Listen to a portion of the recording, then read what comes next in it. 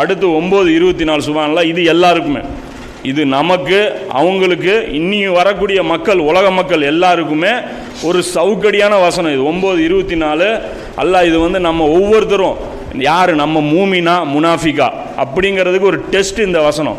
அல்லாஹ் சொல்கிறான், நபியே நீர் கூறும், உங்களுடைய தந்தைமார்களும், உங்களுடைய அம்மா அப்பா, உங்களுடைய பிள்ளைகளும் குழந்தைங்க, உங்களுடைய சகோதரர்களும், அதாவது கூட பிறந்தவங்க, உங்களுடைய மனைவிமார்களும், மனைவிக்கு என்ன ஆப்போசிட்டு கணவன்மார்களும், இந்த துணைகள், உங்களுடைய குடும்பத்தார்களும், அதாவது சித்தப்பா பையன், பெரியம்மா, இந்த சொந்தக்காரங்க, அப்புறம் என்ன, இந்த எத்தனை பேர் வந்துட்டாங்க, தந்தைமார்கள், பிள்ளைகள், இந்த குழந்தைங்க, சகோதரர்கள், மனைவிமார்கள், உங்களுடைய குடும்பத்தார். உறவு முறையில் மட்டும் 5 வகையும் எல்லாம் குறிப்பிட்டான், இந்த 5 குரூப்பு.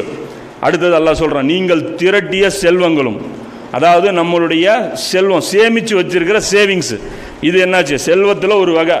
ரெண்டாவது, உங்களுடைய பிஸ்னஸ் நஷ்டம் ஏற்பட்டு விடுமோ என்று அஞ்சுகின்ற உங்கள் வியாபாரமும். எங்கே லாஸ் ஆயிருமோன்னு பயப்படுவீங்கள, பிஸ்னஸில் எப்பயுமே மனுஷனுக்கு இதுதான் ப்ரெஷர் இருக்கும். ஒரு 4 நாள் டல் அடிச்சதுன்னா என்ன ஆயிரும், ஓ இப்படியே போயிட மாட்டிருக்குது, ஓ நம்ம அவ்வளோதான் நாட்டிருக்குது, இந்த ஃபீல்டு அவுட்டு தான் நாட்டிருக்குது அப்படிங்கிற ஒரு பயம் வரும், யாருக்காக இருந்தாலும் வரும். சும்மா ஒரு பண்டிகை சீசனில் லீவ் வந்தால் கூட என்ன ஆகும், இன்னும் டல் அடிக்குது, இந்நேரத்துக்கு ஒரு 2000 ரூபாய்க்கு ஓடி இருக்கணுமே, ஒன்றுமே ஓடலையா, இந்த மைண்ட் செட்டு வரும். அப்போ அந்த வந்து அல்லாஹ் சொல்கிறான், இந்த வியாபாரம், அதாவது சேர்த்துன செல்வத்தையும் அல்லாஹ் சொல்லிட்டான், கரண்ட்டில் நடந்துட்டு இருக்கிற இந்த வியாபாரத்தையும் அல்லாஹ் சொல்கிறான்.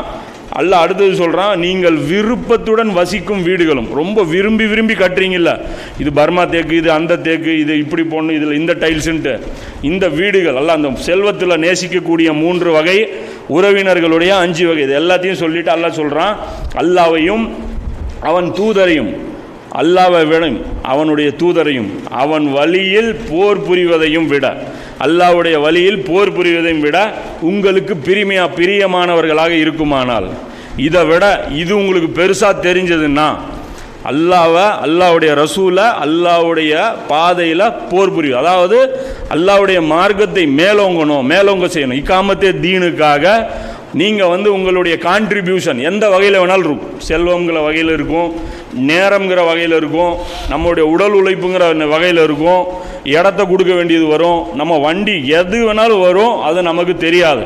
அப்போ இதை விட உங்களுக்கு பிரியமானவையாக இருக்குமானால் அல்லாஹ் அவனுடைய கட்டளையை கொண்டு வரும் வரை நீங்கள் எதிர்பார்த்து காத்திருங்க. அல்லாஹ்வுடைய அஸாபுடைய உத்தரவு உங்களுக்கு ஃபைனல் ஆயிடுச்சு.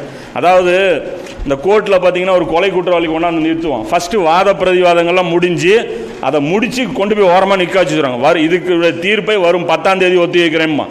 இப்போ புதுசாக பேசுகிறதுக்கு ஒன்றும்ல, இவனுக்கு ஜட்ஜ்மெண்ட்டு மட்டும்தான் பாக்கி.